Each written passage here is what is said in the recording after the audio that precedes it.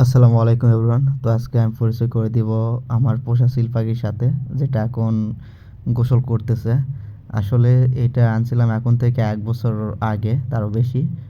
তো এটা আনার পিছনে একটা কারণ আছে, সেটা হচ্ছে আমার একটা কোকাটেল পাখি ছিল, যেটাকে আমি ফ্রি ফ্লাই করতাম। মানে যেকোনো জায়গায় নিয়ে গিয়ে ছেড়ে দিলে, ডাকলে অটো আমার কাছে চলে আসতো। তো আমি একদিন একটা ফাঁকা জায়গায় গেলাম, যেয়ে যখন ফ্লাই করতেছিলাম তখন এটা অনেক আকাশে ছিল। তো যখনই আকাশ থেকে আমার কাছে আসতেছিল, তখনই এইটার বাবা-মা, এখন যেটা আছে সিল, এটার বাবা-মা আমার ওইটাকে ধরে নিয়ে যায় গাছের উপর বসে থাকে, ছিঁড়ে খায় ফেলাই। তো তারপর একটু রাগ হলো, তো আমি আবার কি প্ল্যান করলাম, যেহেতু আমার পাখিটাকে এভাবে মারছে, আমি ওর একটা বাচ্চা নিয়ে আসবো। যেহেতু এটা আসলে আমার করা ঠিক হয়নি, তো আমি ওই প্ল্যান করছিলাম তো ওর বাচ্চা নিয়ে আসবো। সে মোতাবেক আমার ফ্রেন্ডসদের নিয়ে গেলাম, তো সবার মাথায় শয়তান চাপ দিছিল।